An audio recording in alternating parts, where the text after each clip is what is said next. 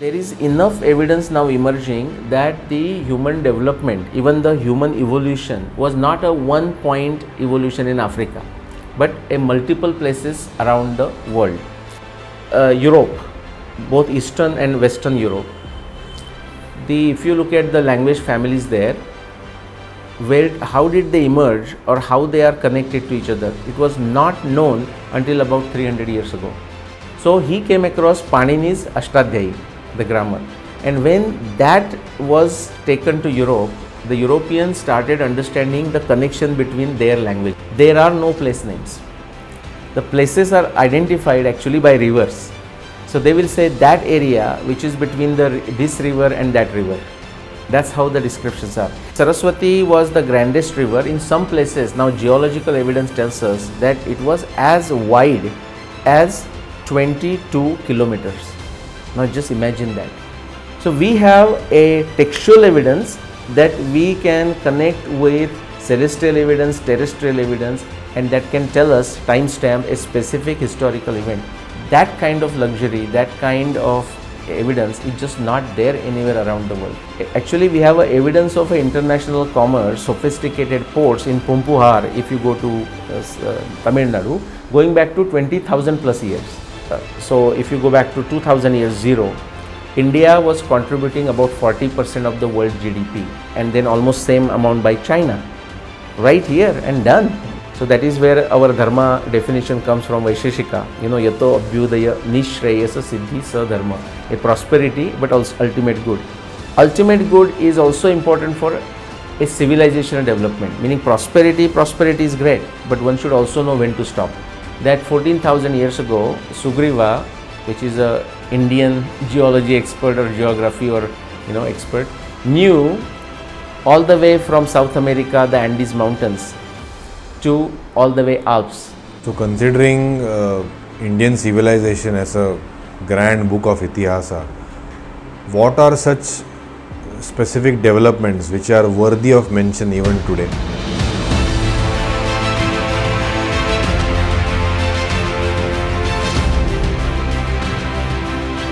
Namaskar friends, I am Rohan Deshpande. Namaskar, I am Dr. Neha Joshi. A warm welcome to you all on Raashtra Sevak, our YouTube channel. Today we bring to you a special topic which is at the core of what we are, who we are, where do we live and where we belong. We are talking about the Indian civilization. When a group of people come together and live in an orderly fashion, an orderly manner, it becomes a society. And when these group of societies grow intellectually, culturally and socially, they become a civilization. It is said that when the world was crawling, India was taking its leaps and bounds. To educate us and enlighten us on this topic, we have with us today an author, an avid researcher, a speaker with whose findings and research work he has given a totally different angle and a new perspective to archaeology and to ancient Indian history. Please welcome Shri Nilesh Nilkanth Oak. Nilesh sir, namaskar and welcome to Raashtra Sevak. Namaskar. It's such a pleasure to have you with us today. And a very basic question to start this podcast with. All the archaeologists which I have seen so far, they have their core education in the same field. But I believe that's not the case with you. You have an MSc in chemistry, correct? And also you have an MBA. So what made you turn from a chemistry liking candidate into archaeology? It's such a profound shift in the interest. So what was your calling or what was your passion that made you turn into this sector? Great question. A couple of reasons. One of them is just a infinite curiosity, you can say. So it wasn't a specific area, like everything that I come across, like I want to know, I want to get to the bottom of it, or feel enough confident that I understand, how somebody reached the conclusion. So that was a generic curiosity, I would say. So that led me to many areas. A specific area we are talking because maybe that's where I was successful, or something meaningful I have to say.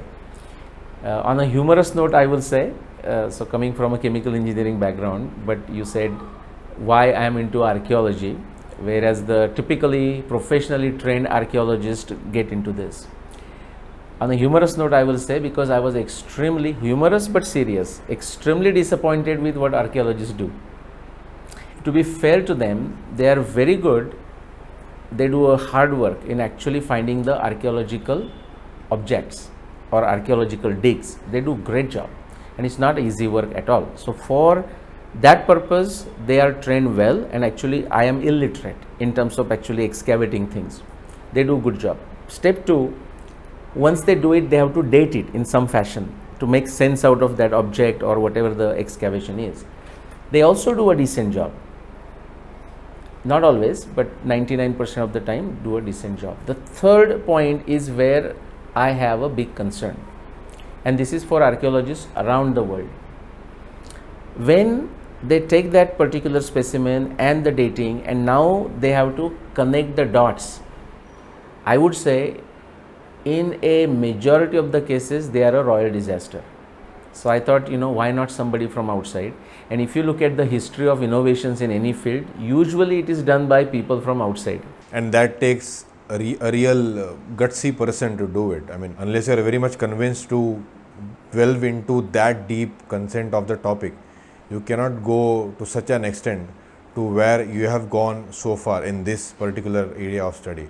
Yeah, gutsy, and also gutsy in this sense that one must be willing to be wrong. Now, it's not to say that you have to be wrong in order to make some revolutionary stuff, but there are folks who have said this: unless you are willing to be wrong, you cannot make anything original.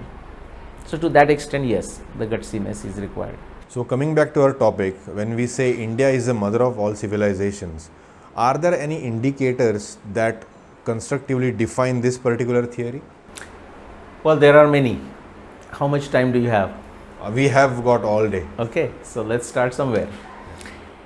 If you look at human civilization, in fact, typically people will define 6-7 criteria. So there are monuments. There are people living. There is a settled civilization, agriculture, domestication of animals, languages, technology, science, philosophy. I mean, those are some of the areas. Now, granted, these things are changing, but changing meaning what? The academia is changing the definitions of it. But we can work on these areas. They were defined by academia. So where would you like to start one of these? Well, to begin with, let's say, right from my school studies, studying history, geography, I remember studying a sentence like, Africa is the cradle of humankind. And coming back to our today's topic, India is the mother of civilization. I mean, logically thinking, in layman terms, for something to develop from a cradle to becoming a mother of something, it requires a huge intellectual development. So, does that mean from Africa to India and inside India, there was a super intellectual development happened in the past? No. Something remarkable took place which made India what is currently known as the mother of all civilizations? So let's go with the existing theory that just you mentioned, and I'll tell you what has come out since then. But the existing theory being the human evolution initially, let's say, began in Africa. From there it spread to rest of the world, and then the question is, African human being living Africa, where did the civilization took place and did it come back? Actually, the answer is yes. So there is a paper, I think from 2020, genetics paper. It says that, I think the title goes something like this, that the human being in the sense of Homo erectus left Africa, returned as sapiens sapiens, meaning Homo erectus, like otherwise a functional human being, left Africa, but in terms of the civilizational traits, they were developed somewhere else, and then that particular human being, namely the sapiens, the thinking human, also returned to Africa, which means it also went to other parts. The only reason they mention Africa is because Africa is considered the origin. The quick note I want to say is, now there is enough of research coming out. I am following it. My adopted Canadian mom, Ushi Ringleb, she also follows that very actively, and we communicate all the time, is that there is enough evidence now emerging that the human development, even the human evolution, was not a one point evolution in Africa, but a multiple places around the world. Now, why do we see one point? Because of the Lucy, that the fossil that was found. So therefore, if you look at the genetics map, it will say L coming out, because all that human erectus out of Lucy. But back to the seat of civilization, if you go to say Wikipedia and look at the genetic maps, what you find is, yes, that gene pool or the human transfer came with the existing model through Middle East into India, but then India acted as a cooking pot or a human cuisine. Various different dishes, so to say, were prepared, and these are markers, they are called M, R, N and so on. So for example, in case of X chromosomes, like the feminine, like mitochondrial, matrilineal chromosomes, the M stands for Manju, which is like the cuisine from the southern India. I'm just using as a metaphor. So that Manju has gone all over the world. And then if you look at the northern portion, the R stands for Rohini. I mean, these are the things. So that Rohini, there are variations of Rohini, of course, R1. They have gone all around the world, and N is like somewhat Middle East, meaning let's say Iraq or Iran, that area, and that N stands for Nasrin. So this is for female chromosomes, like X chromosomes. Same story for the male chromosomes. So we have actually a very solid evidence through genetics. So we can begin with that one. So genetics, yes, we have that evidence, and we can go to languages, and we can go to afterwards science and technology and domestication and agriculture. So when we're talking about civilization, so it's basically formation of a society, right? So what is the foundation of a society, and how can we say that it has started from India? So foundation of a society is, one thing is, there are enough natural resources for a society to be a settled society. I mean, they are in one place and they are not in a crisis mode for their basic necessities, and therefore we typically transfer that in the sense of agrarian society, meaning the food is there, food is planted or at least harvested, then it's stored and consumed. Now the second part you said is like that India is the cradle. I would say not necessarily for a settled civilization. That can be found all around the world, especially if you go around the tropics, right from say America, which is to say Mexico, the Central America, Peru, Brazil, so that's that, Africa, of course, very much Africa, up to Egypt and so on, and then India, even the Levant, which is Iraq. Not all the time, right now it's dry, but there were times when it was very lush green.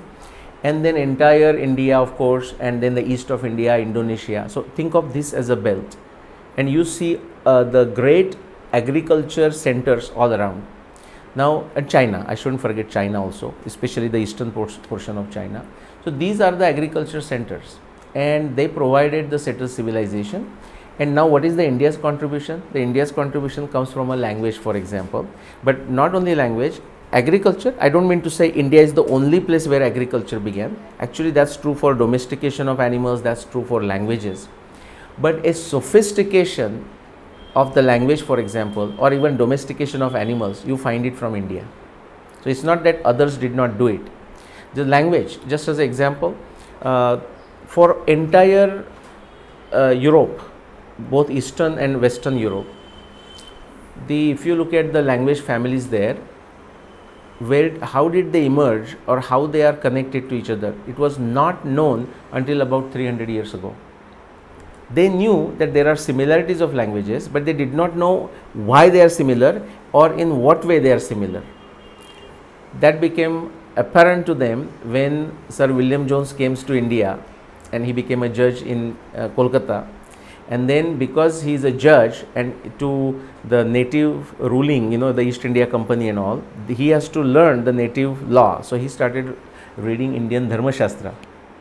That's how he became familiar with Sanskrit. And then he was so fascinated. In fact, his quote is there. I don't know the verbatim, but the Sanskrit is like more wonderful than Latin and Greek and all that combined, and something he says. Grammar is like phenomenal. So he came across Panini's Ashtadhyayi, the grammar. And when that was taken to Europe, the Europeans started understanding the connection between their languages. So from that came this whole concept of Indo-European language. And just as a metaphor, I will say, if you look at the laptop, we have an Intel Inside sticker, which is to say if that Intel is not there, we don't know what it is, but if it's not there, computer will not function. In the Indo-European families, if you take out the Indo, as in Panini's grammar, the language and their connections of languages will not function. In fact, this whole language tree called Indo-European, if you take out the Indo, the whole language tree not only collapses, it simply vanishes. That is India's contribution. Also, sir, if we when we are talking about languages, correct me if I'm wrong, Rig Veda, that is the world's first book, is written in Sanskrit. Does that have any influence on the Indian civilization? And are we aware of that, from where the influence come, or how did that start building the Indian civilization per se? Actually, very interesting question, or a series of questions there. So Rigveda is definitely in Sanskrit. Now what Sanskrit we don't know, because it's not exactly same as the way they have defined classical Sanskrit. For example, if we read something from say Ramayana or Mahabharata or any of the Grantha, we easily understand it. At least let's say Marathi speaking people will reasonably understand. That's not so with Rigveda. But if you look at the basis of Rigveda, you realize that it is coming from like a fundamentals of living entities. I said living entities, not human beings, because other animals are also speaking. Only their ability to articulate different sounds is limited, but they are communicating otherwise. But we have this whole wonderful machine, yantra here, like ka ka ga gha na and cha cha ja ja ya and ta tha da da na. So you see the original meaning of that, and somehow it is connected in Rigveda. As to in what way Rigveda affects our civilization, I don't think I am the expert, for this simple reason that for most of us, we don't even understand what Rigveda is saying. Like we do this with the help of, even ordinary Sanskrit experts cannot do that. You almost need a Rigvedic expertise to understand it. But what I find fascinating is something that we don't understand in our Shraddha, in our conviction. We say this is something very important to us and we must preserve it and we must chant it. So there must be something that possibly we don't understand today. But Rigveda emotionally and otherwise has affected our civilization. I mean, has made our civilization. Speaking of foundations to any particular civilization, like language is one of the contributors, natural resources are also equally the biggest contributing factor. And speaking of natural resources, I think in the Indian subcontinent per se, rivers have always played a major part in establishing facts and civilizations. So what are your thoughts on, like say, Saraswati river, then there is Ganga? This is point number one. And point number two, I have always noticed that it has always been talked about the rivers from the north, Saraswati, Ganga and Yamuna. Why there has been no talks about the rivers in the southern plain, which is Narmada, Krishna, Godavari? They are also equally important in the whole Indian subcontinent. So why is this like bifurcation in these two rivers, north versus south? And what is their importance of all these rivers, Ganga, Yamuna, Saraswati, number one in the north, and two, Narmada, Godavari and Krishna in the south? Right. Now again a fantastic question. The reason is, if you go in Rigveda, all of Rigveda, but let's consider say early portions of Rigveda, there are no place names. The places are identified actually by rivers.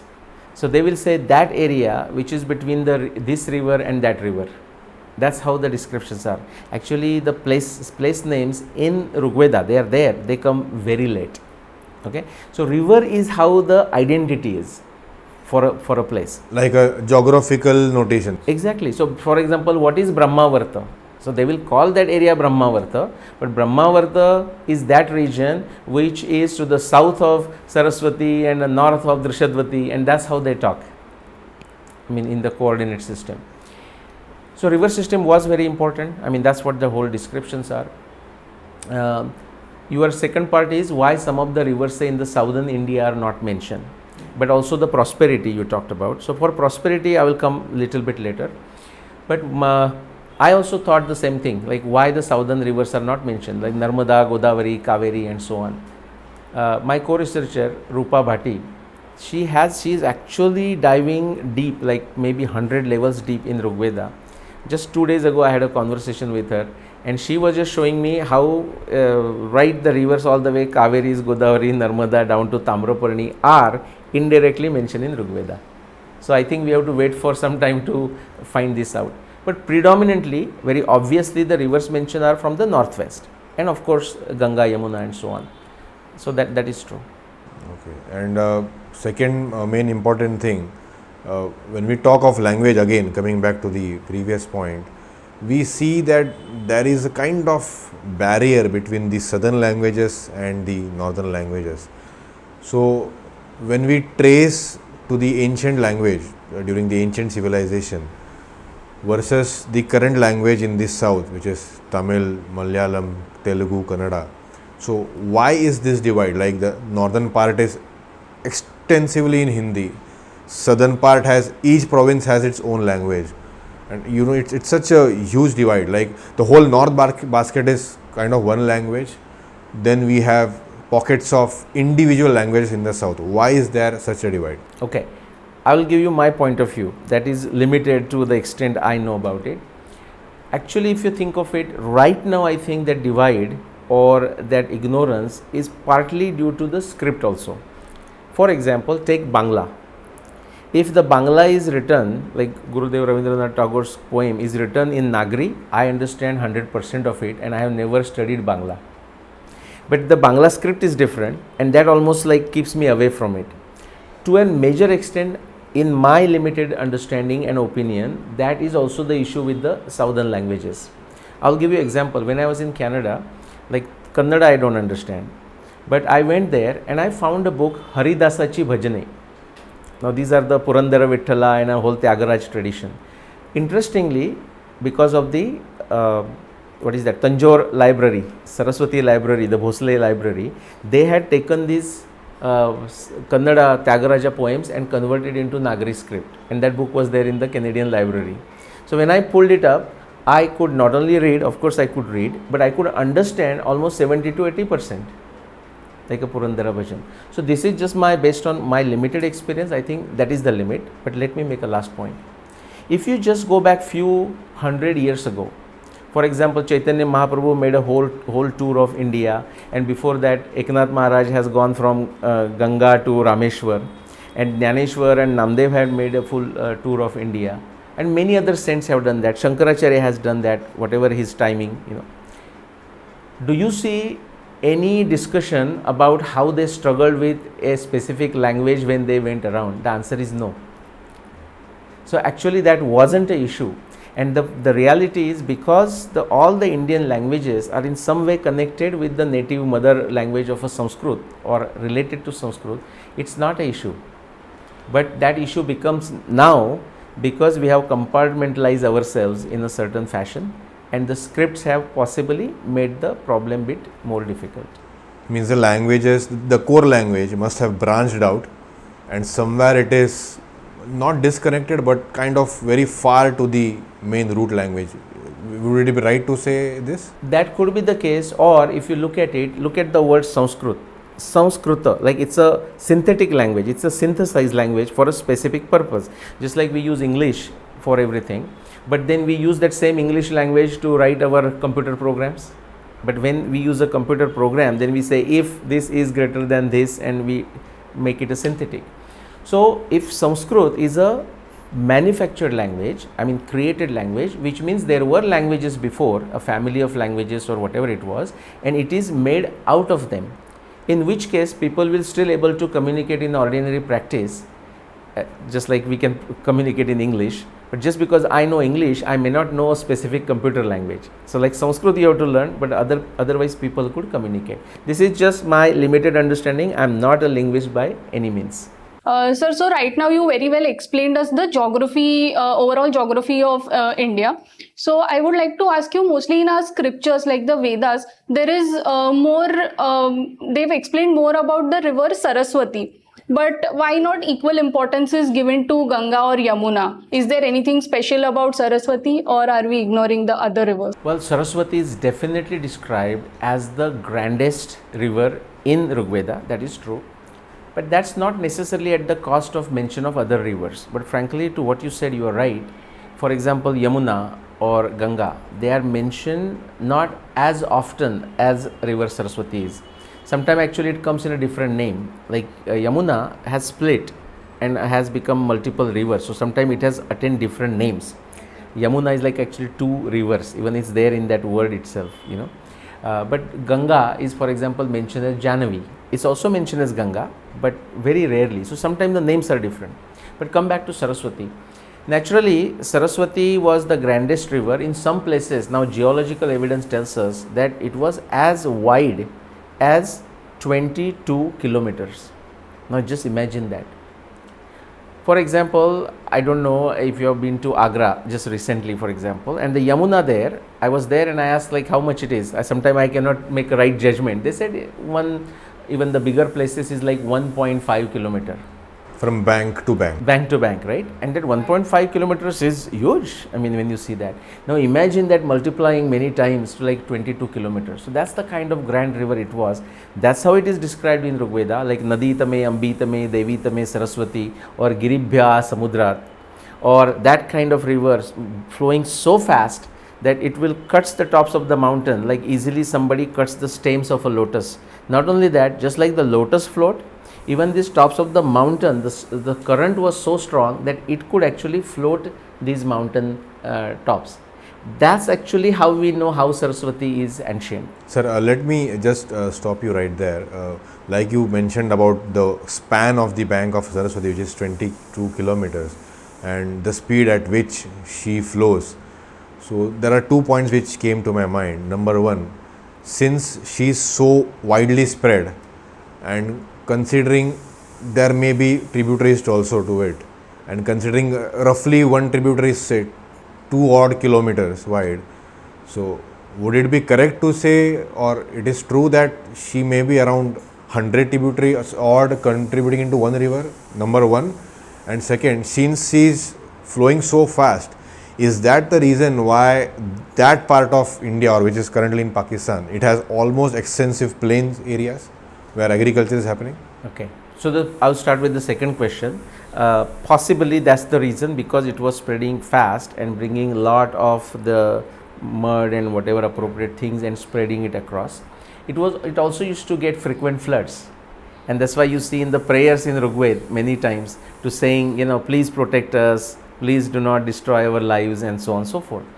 But what was the first question, first part you said? Since you mentioned her span of the bank was 22 kilometers, Yeah. and considering How many tributaries, right? yeah, so roughly calculating one tributary is 1.5-2 kilometers Yeah. wide. Yeah. So if we put that into mathematics, does that mean there are around 100 or Got it. streams to it? Got it. No, we don't have to think 100. At least the evidence actually tells us that they were not hundreds, but still your logic is correct.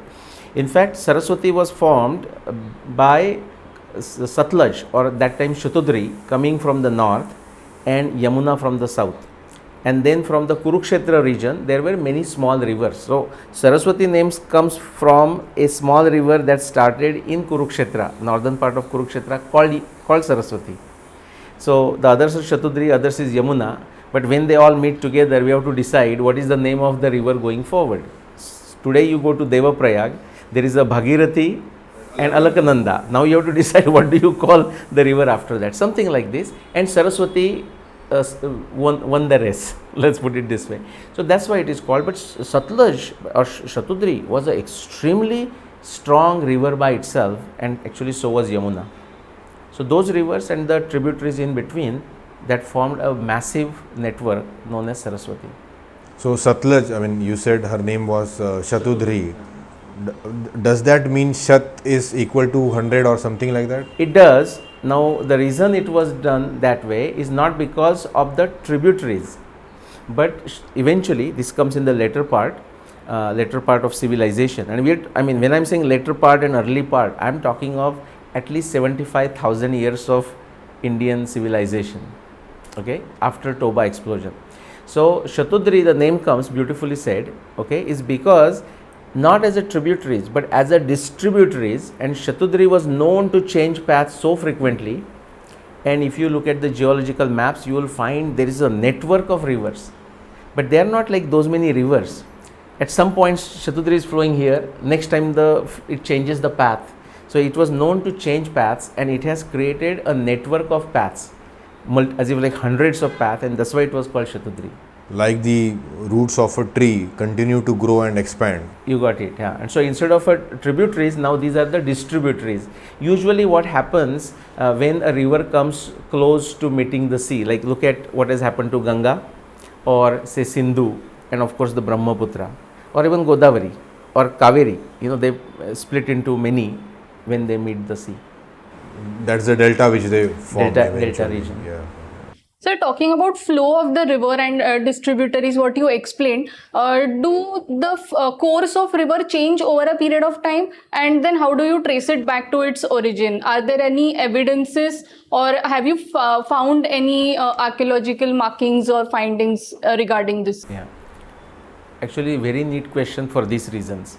So what happens when, let's say, they turn into distributaries and they also change the path. So once certain distributary was formed or at the delta region, and then it stops at some point. Next flood it may stop because it changes the path. Now the very fact it stopped and it remains stagnant, that is why we can tell when that was formed, because now that it is dead. In fact, think of it. We know more about Saraswati in terms of its origin, how long it was flowing, at least wherever we have found the evidence, because Saraswati doesn't exist today. Because those passages are there and we can very safely dig and date it and find out. In comparison, our knowledge of, say, river Ganga as to how old it is limited, because Ganga is flowing today. Isn't that paradoxical, for our thought? So because these certain passages are occur for the river, but then they also stop, the water stops flowing into them. That is why we can study. It's actually true for even study of civilizations. We study those civilizations lot easier which are no longer there.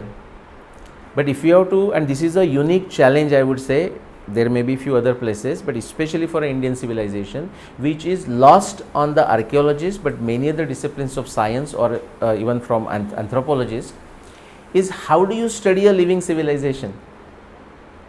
There is a very difficult to study living civilization just from an antiquity perspective, because it was always there. In that sense also you can say Sanatana.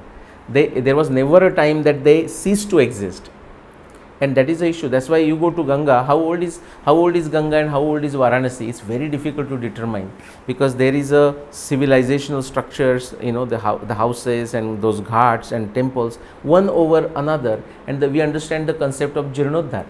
They are always done. So how do we date them unless we destroy them and take a sample? Even then it may not be possible. So wonderful question, but with lands where the civilization is died or the rivers are dead, those are easy to study than the living rivers or living civilization. What are the samples that you actually collect when you search about rivers? Okay, I have, see, just in the context of Saraswati and those rivers there, some of the rivers like splits of Yamuna, like distributaries of Yamuna are also gone now, like Drishadwati is no longer there. There was another river called Chautang, that also is now dead. So how do we, and Saraswati is dead. How do we make these samples? Actually pretty easy. We know we can trace the path of these old ancient rivers through many techniques like Landsat and actually walking and trying to figure out the shapes. Once we know it, we can actually take the ground samples. You literally take a ground core, like go down 20, 50, 80, 100 meters, and when you bring out that core, and there is a very standard techniques like depending on the type of grains, so that tells you this time the river was not flowing here or this time the river was flowing. Depending on the grains and their sizes and their polish, you can even estimate the speed and all kinds of things, or its origin. For example, you can tell in this particular phase of Saraswati more water was coming from Satluj than Yamuna and vice versa. based on those things. And there are standard dating techniques. For example, if you go back to say 55,000 years, you can, and there is a organic matter, you can use carbon dating. Beyond that, there are many, but say thermoluminescence, that can actually go more. Then there is they call it lead uranium crystals, different type of techniques. There is no limit. You can go millions of years if you need to. Talking about river Saraswati, it is so close to all the hearts in India. Like we worship goddess Saraswati, and then there's river Saraswati. So is this just a coincidence that we actually started worshipping the river and then we connected it to the goddess, or how do you think about this? Well, in Indian civilization and Indian philosophy, and actually that has spread out outside, but even outsiders have thought about in the similar lines independently. For example, Ben Franklin says something is holy because that is useful. It's not like because it is, so it goes that way. Similarly, in the Indian context, the whole nature is divine. So how do we perceive it? Like as a Vibhuti yoga, for example, Sthavaranam Himalaya, or among the rivers I am Ganga. That's Krishna is saying 7,500 years, and he doesn't say among the rivers I am Saraswati for a reason. We'll come to that. So because the river is what sustains the civilization, so it is considered a mother, but therefore also a goddess. And so yes, the river is first, as I understand it, the river first, and then eventually it attains a divinity, and therefore it become a goddess. Any particular thing that you would think why goddess of knowledge is specifically called Saraswati? Is there any relationship of the river and the goddess that we pray for? Okay, great question. Almost I would say you caught me because I don't know the answer, like why specifically Saraswati. But if you think of our culture, like if the whole build-up of the civilization itself, languages. So for example, the question you asked before, like why so much emphasis on the Saraswati? The point is that itself actually, just the very fact there is other rivers also existed, but the very fact there is an emphasis on Saraswati tells you the antiquity of Indian civilization. So let me take a bit digression. How old is river Saraswati?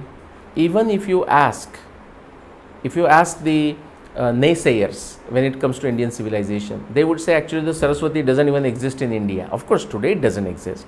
They will say some river in Afghanistan. I mean, that's the kind of utter nonsense that is done in academia.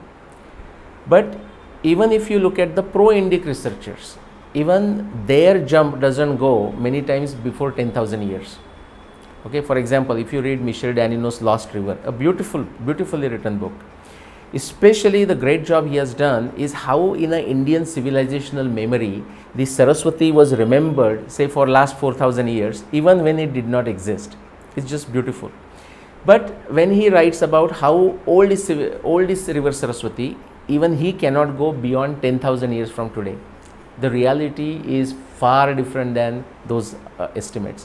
What do we know today? Today, based on the evidence that we know, that Saraswati was flowing at least for about 2 lakhs years, 172,000 years. Okay, this is a research of James Blinkhorn.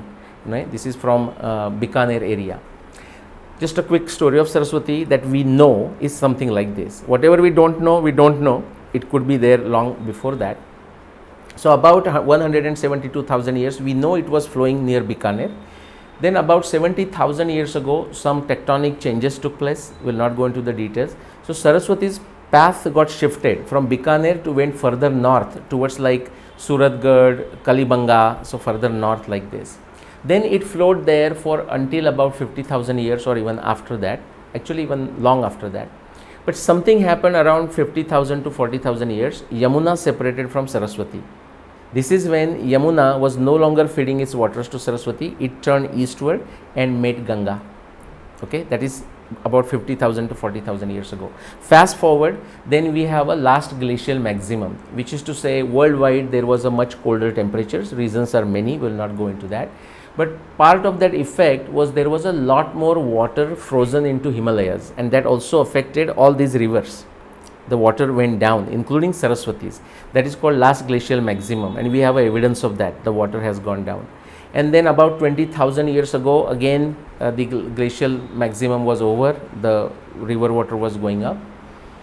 The second big change that the last big change or second last big change that happened is about 15,000 years ago, the big grand river Shatudri or Satluj that was feeding waters to Saraswati, it took a sharp westward turn near Ropar or Rupanagar in Punjab, and that happened the research is so precise, that happened 15,000 years ago plus minus 500 years. The research is so powerful.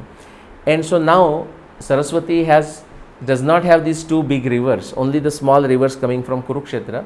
There were many other things happening, weather related, climatology related.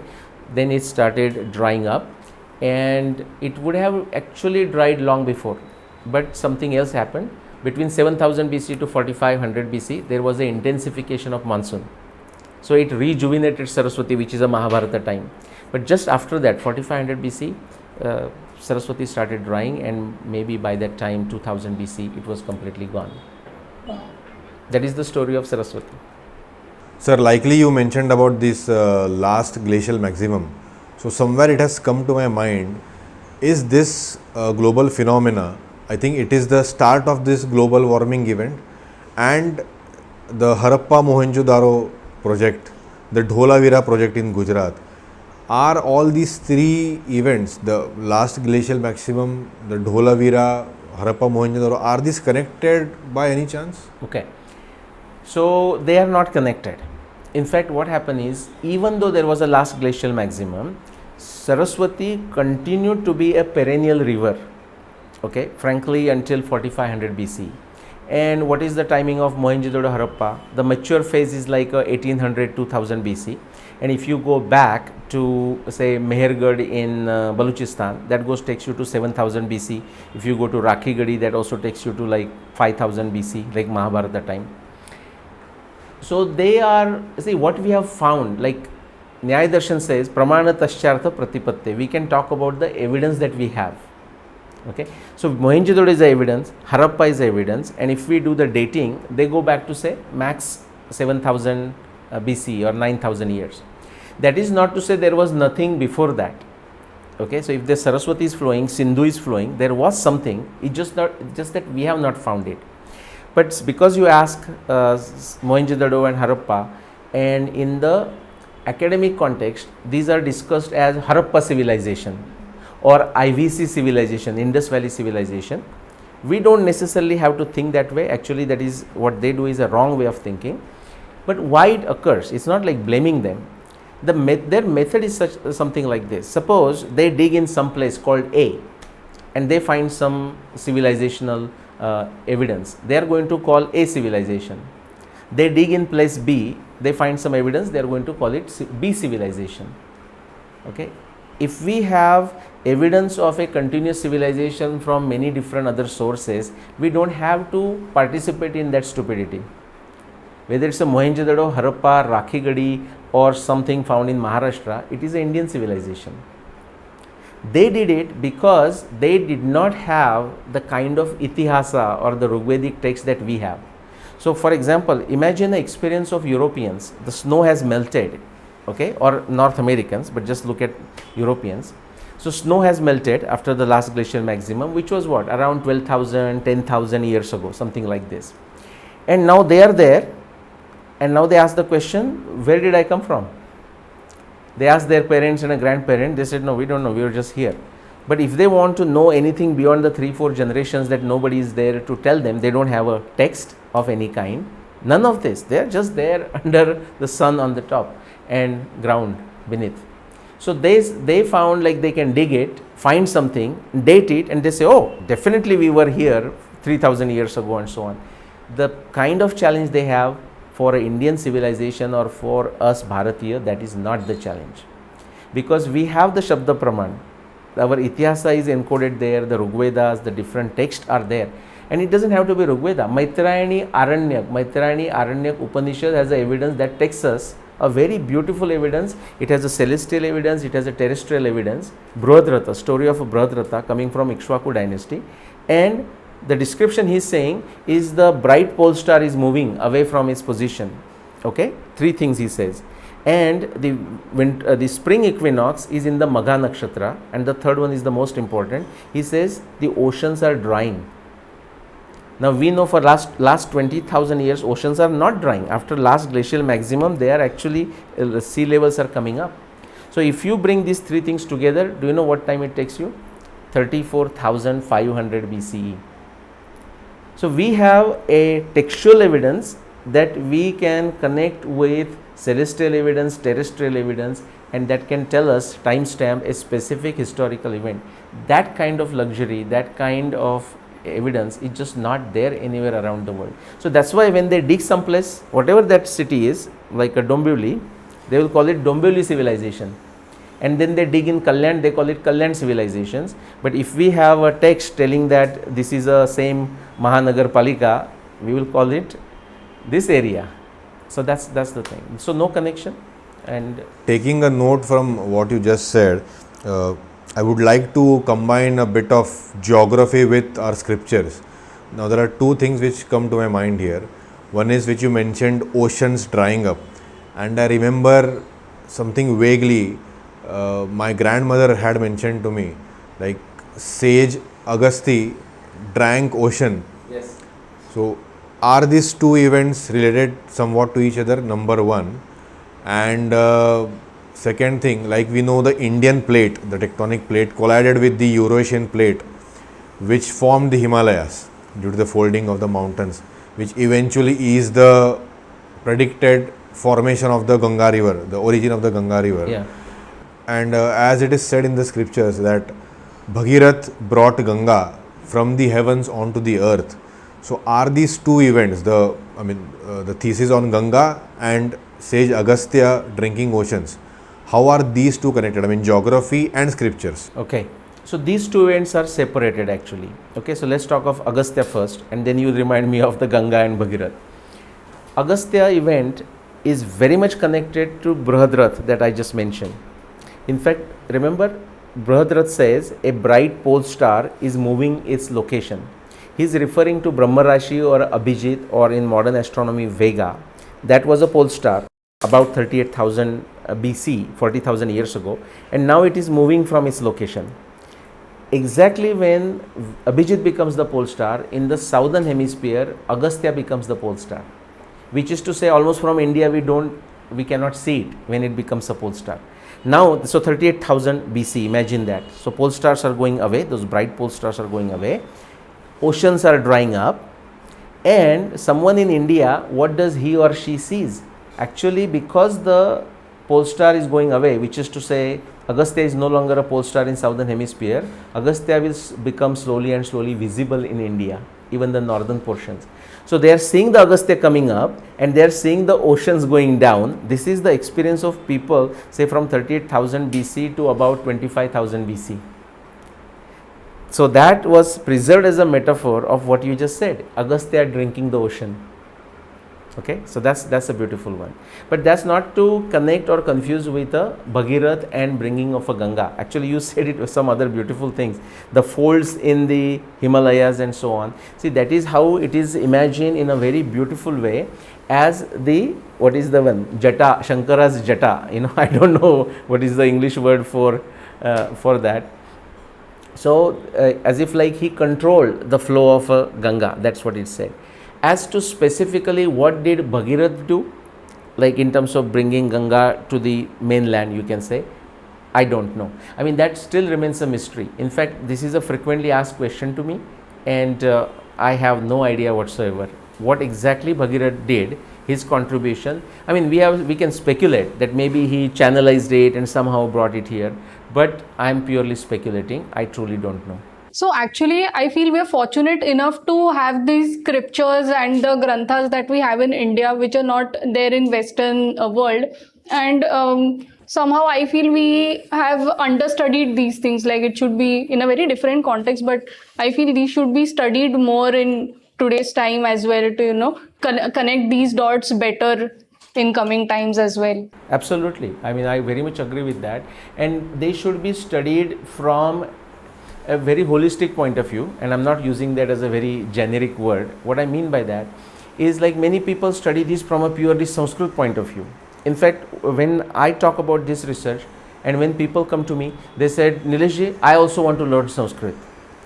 And many times as a humorous note, I ask, what do you mean I also want to learn Sanskrit? Because I have not learned Sanskrit. Okay. In fact, it is good to tackle the problem first, like what do you want to study, what do you want to solve, what do you want to study, and then start studying it. I mean, if you want to study about Ganga, the first place is not necessarily a Sanskrit grantha. You start with the geology or something. Then you get some fascinating questions out of your curiosity, and you say, where can I find the answer? Maybe you start reading Veda, maybe you start reading Mahabharata, Ramayana, it's there. Now you are stuck with the Sanskrit. Even then, hold your horses and don't start studying Sanskrit. Get the translations for heaven's sake, first. Now the translation you start reading, you realize the translations are not good or they're not making you happy. Now you may start learning Sanskrit, and the way I learnt is not so much the Sanskrit, I still don't know the Sanskrit grammar, but I have maybe 5-6 different translations, that's sufficient. I'm not happy with them. I pull them, all 6 translations, I take the original words, I pull the Sanskrit English dictionary, and I start refining that translation. And without knowing Sanskrit, I can tell with infinite humbleness that many of my translations are better than Sanskrit experts. Not because I understand Sanskrit, but because I understand the various scientific disciplines. So I can understand them in the context. Also, for our viewers, can you actually tell us that which translations should we start reading from and to get a better understanding of our scriptures? Great question. My answer is like what the Birbal gave, which instrument or which weapon is the most powerful, and the answer, the answer, whatever is in your hand when you need one. I am saying simply find the first translation you can have your hands on, start there, then get the second one. More than likely you are going to find some delta differences. Now there is a samshay, which one is correct, and that's how you progress. It doesn't matter where you begin, and that's true for study of anything, whether it's a Mahabharata, Ramayana, Bhagavad Gita or Rigveda. The point is just to begin Just studying. begin. Just action is more important. For heaven's sake, just start somewhere. Perfect. Yeah, Well begun is half done. that's right. And coming to my last question, I forgot to mention one point. Like I linked the last glacial maximum with Dholavira and Indus Valley civilization. One thing which I missed out is the city of Dwarka. Like last glacial maximum means from the time when the glaciers started to melt, ice started to melt and water level started increasing. And as we know, Lord Krishna's Dwarka is currently submerged under the sea. Are these two events, coming from the civilization perspective, I'm sure that city which is now submerged was once a prosperous city in its own. Yes. So are these two events also related to each other? Which two events? LGM Yes. and Dwarka? Yes. Okay. In a long way they are related, which is to say end of LGM led to the sea level rise. Assuming all the water bodies universally are connected to each other, Correct. like Pacific, even if we have put hypothetically boundaries, Correct. but eventually all the water is one. So has that contributed somewhere in the submerging of Dwarka?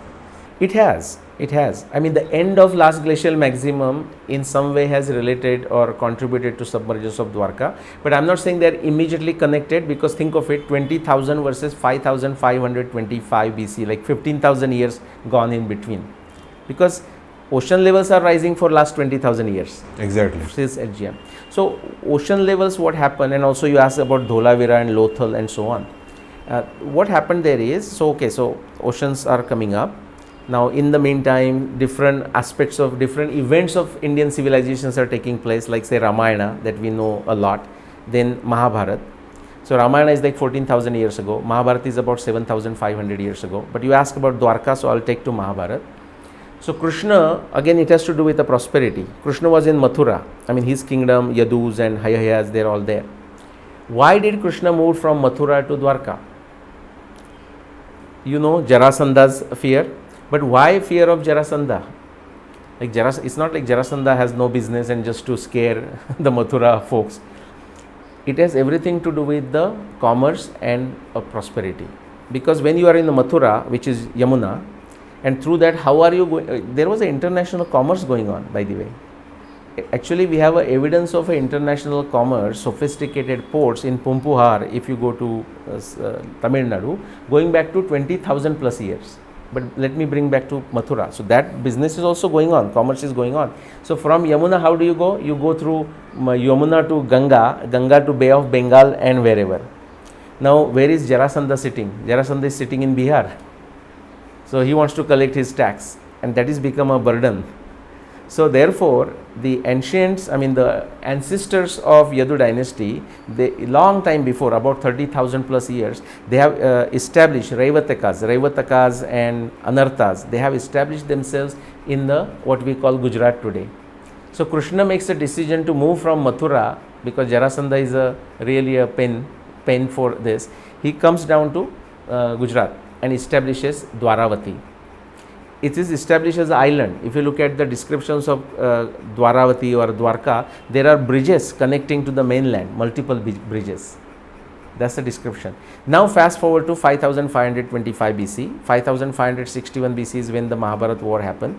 36 years after that, Krishna's Dwarka was destroyed by sea level rise. That is what Mahabharata says. Gushing sea water inside the city, and as if instantaneously Dwarka was gone. That's what Mahabharata says. So that year we can establish to be 5525 BC. So sea level is rising because of the end of last glacial maximum. So now that is the connection. In 5525 BC in the Arabian Sea, there is a sudden sea level rise of 15 meters. And that is documented. That is documented. In fact, that is on the west coast, but it is a global event which is documented, or at least there may be many more locations. But I have found, based on other people's research papers, peer reviewed research papers, 30 plus different locations around the world showing a sudden sea level rise in 5525 BC. So when Dwarka was happening, simultaneously there were other places also affected in the world. Yes. Yeah, other places. Like you go to Caribbean, 7 different places, sudden rise of 6.5 meters. If you go to Pumbuhar, see they had ports going back to 20,000 plus years. So when the sea level was rising, the first port was gone. So what do? Sea water has come close to you, you build another port there. That port was also gone after some time. They build up port number 3. When Krishna's Dwarka was flooded on this side, same thing, it's a global event. The sea level rise on the east side of India, Pumbuhar, not only destroyed port number 3, but gushing seawater came inland, like ingressing of a water for 15 kilometers all the way to a place called Mayuram. Today that place is landlocked. But if you would have gone 5525 BC, Mayuram, there was a seawater, it was a seashore, and they built a port, and that was an active port for next 2000 years. Now bring it to Dholavira and Lothal. It was the exactly same reason why Dholavira and Lothal were ports from about 5000 BC to 2000 BC. If I had a graphs, I would have shown you exactly the high level sea level rise. In fact, sea level rise was higher by 3 meters on an average than what it is today in Gujarat, from 5000 BC to 2000 BC. That's the answer for why Dholavira and Lothal were ports during that time. That means the water kind of receded right now. After that, right? Yeah. After 2000 BC, water receded for 2 reasons. The water actually receded, and the land of Dholavira and Lothal came up. That's called subsidence, you know. So Yeah, exactly. Yeah. So it's the play of the tectonic plates in some manner. Yes. Okay, understood. So, as we said that India is the mother of all civilizations, and we always refer to India had such a rich culture and a very prosperous land, as we all say. So, what were the factors contributing to the prosperity, and why exactly we say that India was very prosperous land back then? Okay. So, if it's a mother of civilization, whether that may remain debatable for others, you know, people may not like it, but definitely it's a very ancient civilization that we can agree on. And for a civilization to prosper, it must have some of the needs met, you know, like, so philosophy can only come where other basic roti kapda makan things are taken care of. So what's the root of that? Of course, the wonderful river system that we talked about, but also a very predictable monsoon. And in India also it was not predictable for a long time before. So that's when the prosperity was much dependent on the river system. But about 28,000 years ago, a monsoon became a somewhat stable thing. And especially after last 18,000 years, after LGM, it became extremely repeatable, predictable event.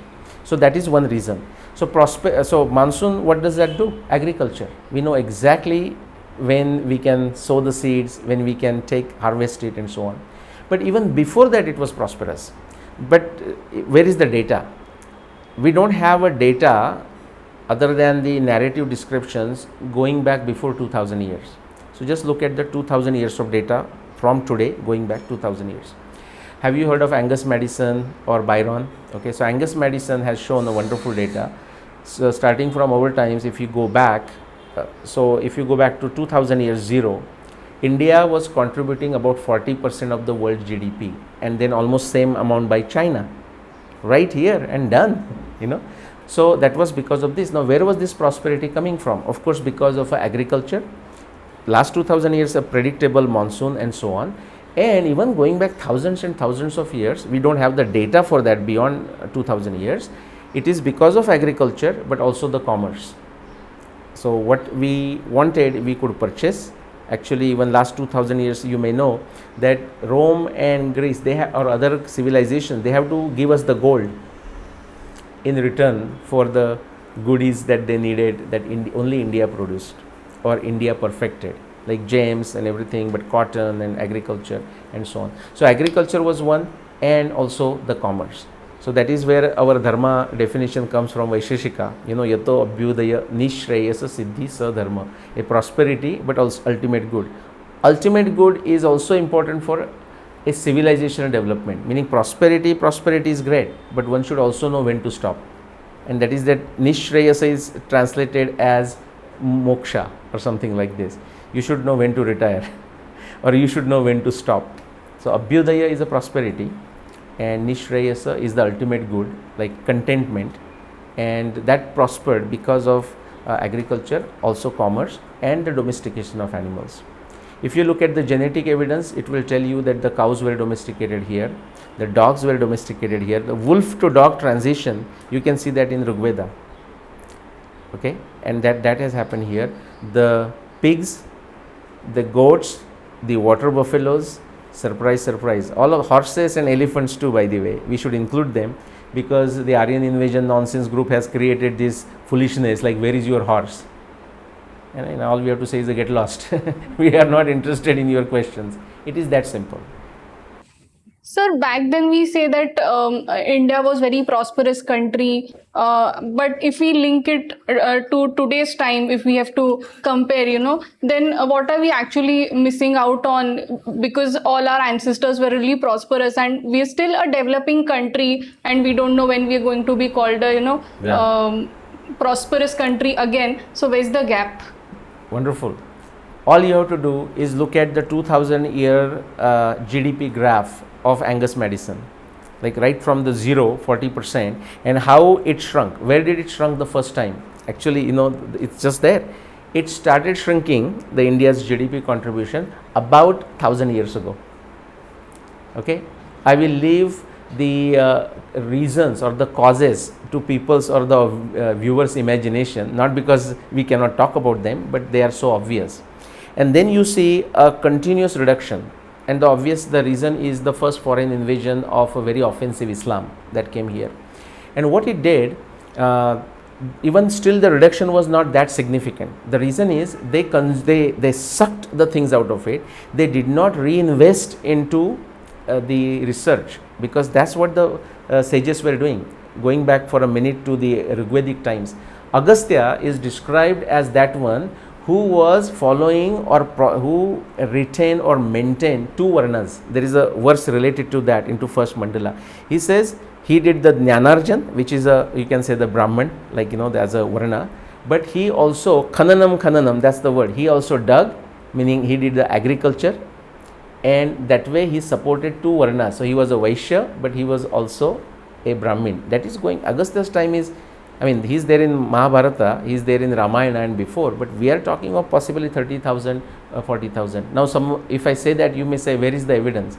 Well, there is the evidence of wild harvestation at least, but after that, storage, cooking, all of that, going back to 45,000 years ago in Sri Lanka.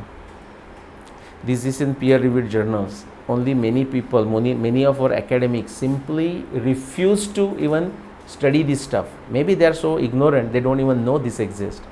And this is not some new research. This is existing for 20 plus years. Even in the area what we call Israel, Jordan, Syria, there is wonderful evidence of established agricultures going back to 15,000 years. So yes, there was also agriculture. But then back to your question, so why, if it was so prosperous, why are we in such a shambles right now and in a bad situation? Again, you follow the Angus medicine graph. So about 1000 years that offensive Islam attack started. They started before that, but it takes some time to see the effect. They did not invest into anything because all they were doing was plunder. So just take it, but many times they consumed that right here. So in some sense it stayed here. So the decline in the prosperity was not that obvious right away. But then came the Europeans with the Vasco da Gama, and after that, so that 14th, 15th century and so on. And they did not necessarily stay here. They only had the ports and the warehouses. They sucked all the prosperity here and took it there. Then came the British and they did the worst job.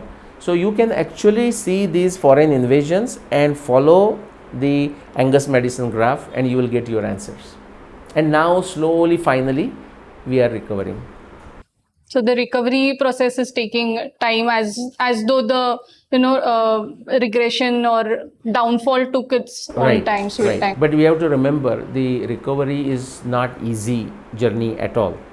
Just imagine as a metaphor, somebody as a human being, individual, and his or her health is gone through really bad times. Yeah, we can recover the health, but if the person has gone through lots of abuse or a destruction of a health, there is a limit to how much you can recover. So it's going to be an uphill journey, but it is happening. Speaking of the vast spread of India's itihasa, I have two questions on its grandiosity.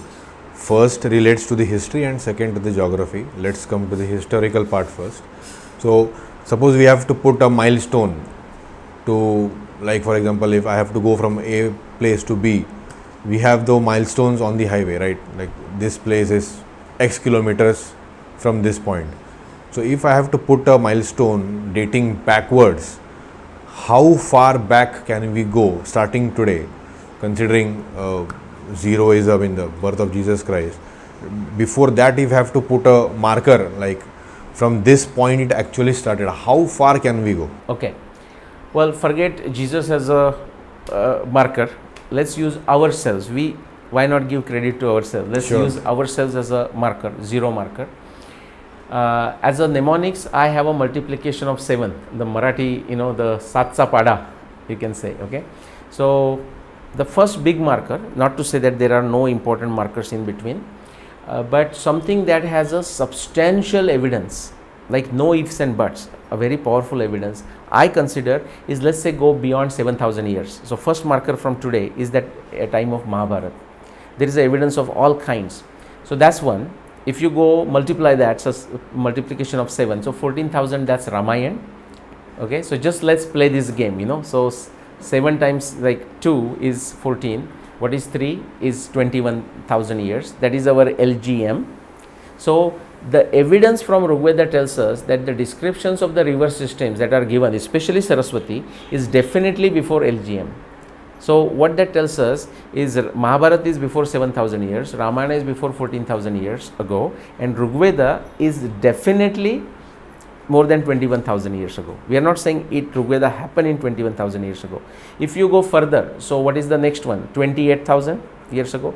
That is about the time our current nakshatra system was formed. Meaning we can establish that current nakshatra system was formed about 28,000 years ago, and the evidence comes from many texts, astronomy texts, but also from Mahabharata.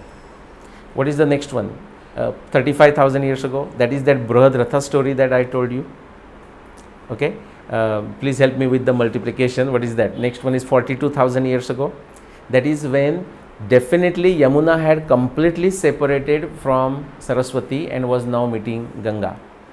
That gives us an upper limit for Ramayana, because Ramayana talks of Yamuna meeting Ganga. That tells us Ramayana cannot be any time before 42,000 years ago. Now what is the next multiple? 49. Okay, that is when the Yamuna separation began.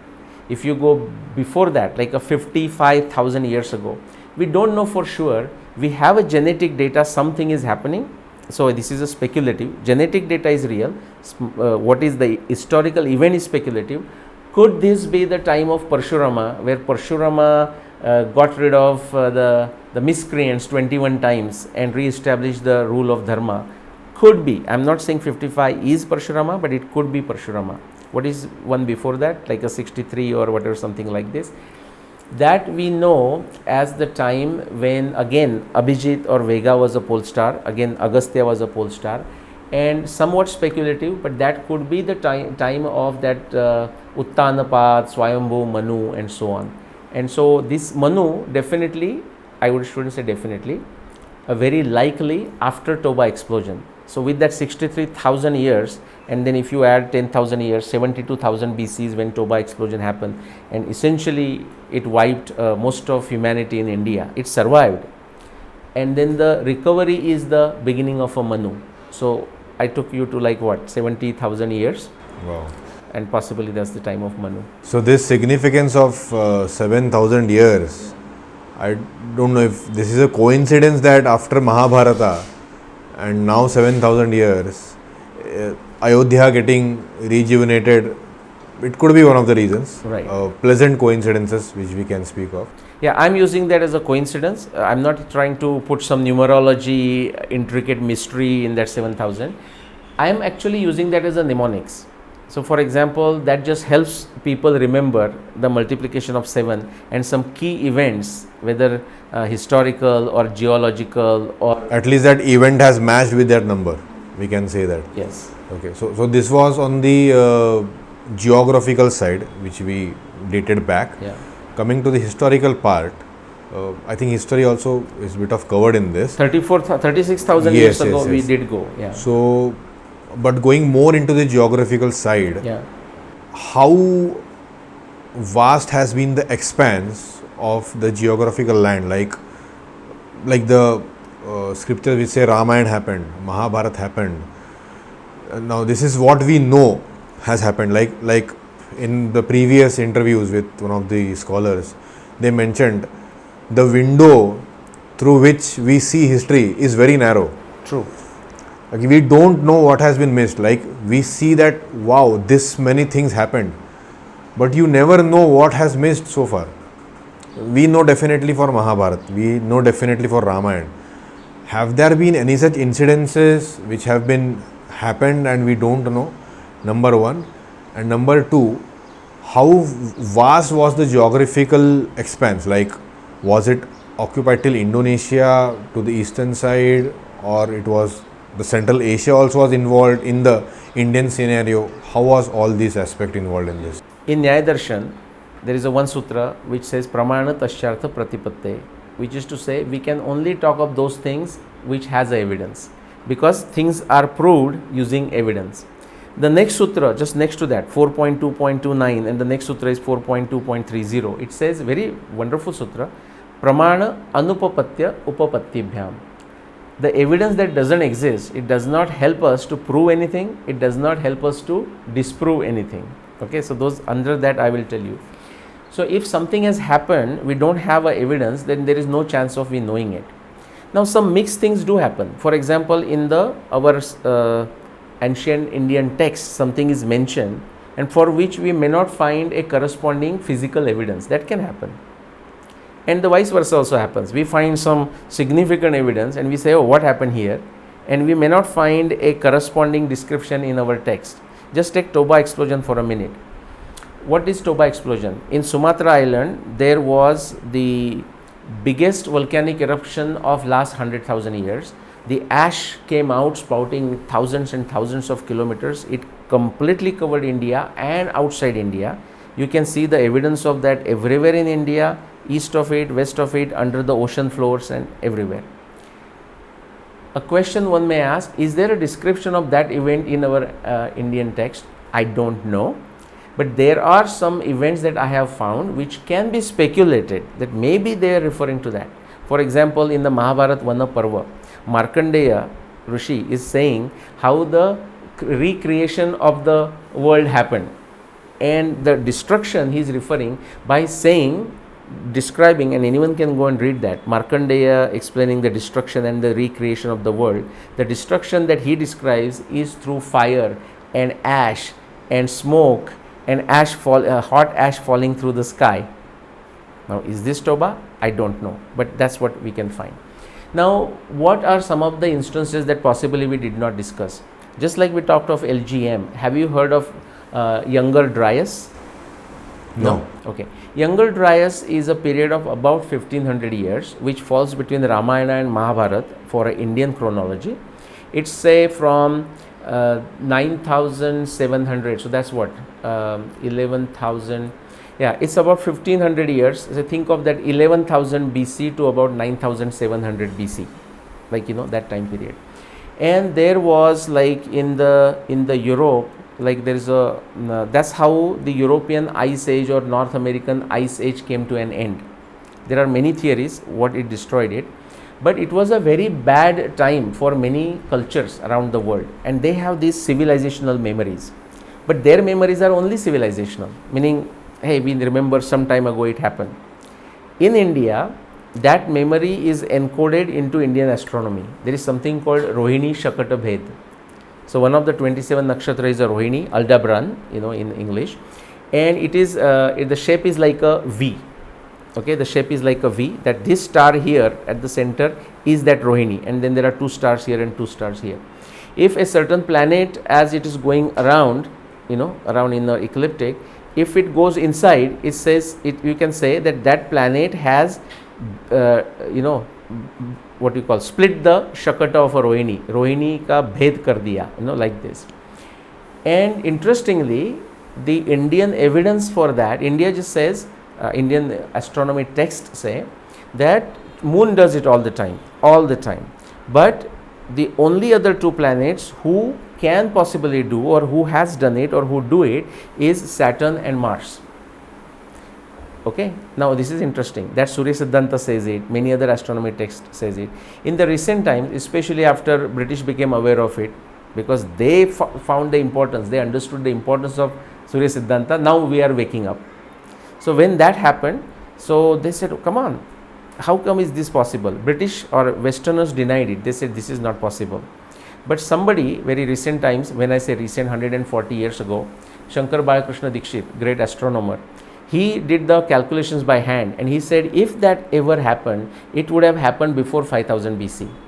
And then about 20 years ago, TIFR, Professor Mayank Vaiya, we know each other, he looked at the data, and actually he showed with the astronomy data that Mars can actually do it, and the timing does match because it goes back to that 5000 BC and before. But even the TIFR team said Saturn will not do it. And I said, if Surya Siddhanta is saying it, I believe more in Surya Siddhanta than TIFR or academics. So I started working on it, and with the data, myself and my co-researcher from Pune, Ameya Modak, we have shown that actually Saturn does it. But the point is, these events that astronomy text refers to comes from that Younger Dryas. And someone like Ganesh Daivadnya in the last 1000 years, see, this is a civilizational memory. Ganesh Daivadnya says anytime a Rohini Shakata Bhed happens, it is bad for the humanity because it is their memory of a Younger Dryas. And when is the next Younger Dryas or this Shakata Bhed predicted? Yeah. So you are again going into, if we know Shakata Bhed, is something going to happen? I'm not astrologer, no. Well, it will happen, but for a Rohini Shakata Bhed by Saturn or Mars to occur, lot of things needs to happen. So somebody has to put forward a calculation, not in the near future. We need not worry. Okay. Can you explain more about the civilizational memory? Like what? Civilizational memory, just take an example of Ravana's Lanka. Nowhere in the text, whether Ramayana, whether Mahabharata or any text post Ramayana refers to destruction of Lanka, or if it was destroyed, how it was destroyed. It doesn't describe that. But you go to Kerala, you go to Gujarat, I'm sure there are few other areas that people refer to Ravana's Lanka getting submerged, but it is only in the social memory. to the extent in some languages, I think in Kerala, I think in Gujarat and possibly Madhya Pradesh or somewhere, in the social thing there is a saying, like suppose somebody loses everything in a business, they will say, oh, this is like Ravana's Lanka going under. But you don't see anywhere in the text. So that's what I mean by a social memory. And now if I had a chart again, I would have shown you that, remember we talked about Krishna's Dwarka 5525 BC and a global flood everywhere. If you, Ramayana I have shown, Ramayana Yuddha, Ram Ravan Yuddha, that occurred 12,209 BCE. And exactly at that time there is global evidence, but a very beautiful evidence from Caribbean showing a catastrophic rise event, one sudden sea level rise happening at that time, about 13 meters sea level rise in Caribbean, not on the Dwarka. So, and it exactly matches with the Ramayana time. So the question again is a speculation because we don't have a other record. Did Ravana's Lanka somehow, for whatever reason, sea level rise and maybe some other events like a volcanic eruption? The reason is we don't have anything to show at the location of Ravana's Lanka, not to confuse with Sri Lanka. We have to go to east of Maldives based on all our astronomy text, but even the Valmiki Ramayana descriptions. So there is nothing. But that's a good example of what is a civilizational memory. The Markandeya's possible remembrance of Toba explosion is also a civilizational memory. Got it. So speaking of the vast expanse of Indian civilization, when this was happening, already taking place, were there any other civilizations in the world which were, say, at least at par with the developments of India, or had started their journey towards this advancement or something like that? Okay, again a great question. Keep in mind, as we go back in time, just by the nature of Kalaya Tasmain Maha, the amount of evidence is going to go down. Not always, but directionally it will go down. So just keep that in mind. But if we do keep that in mind, at the time of Mahabharata, what do we see? We do see evidence of civilization in other parts of the world. Okay, South America, I mean prosperous evidence, Indonesia, Middle East, again, sometime Indonesia and Middle East we may not even say that as a different civilization, but definitely South America we can. If you go to Ramayana times, again we see a very prosperous South America. But just from an archaeology perspective, if we have to go beyond that, we have a evidence of a human habitat or human presence in South America, like say Monte Verde in Chile, going back to 33,000 BC. And if you come to Panama, like further up, human evidence going back to 50,000 years in the past. If you look at Natufian culture, like Ramayana contemporary to Israel, Jordan, that is 15,000 years. Exactly same time if you go to Japan, it's called a Hamon culture.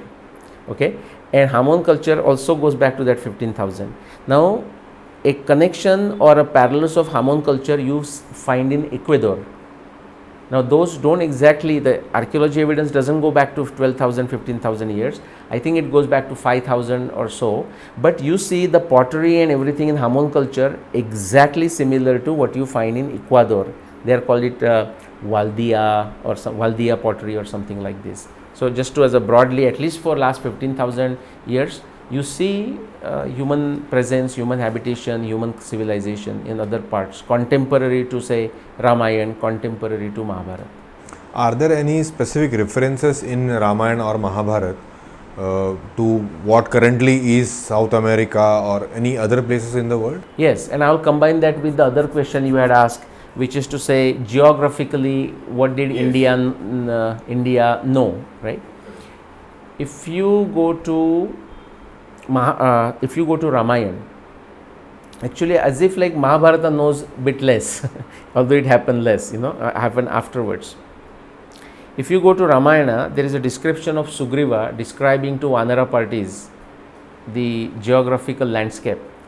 And if we just take those descriptions and map it on today's geography with all descriptions, we can say this, that 14,000 years ago, Sugriva, which is a Indian geology expert or geography or expert, knew all the way from South America, the Andes mountains, to all the way Alps. In fact, Andes mountains in Ramayana is called Ananta or Udaya Parvata, because the sun is rising there. That is the end of east direction. And to Alps they call it Astagiri. So that's in the east-west direction.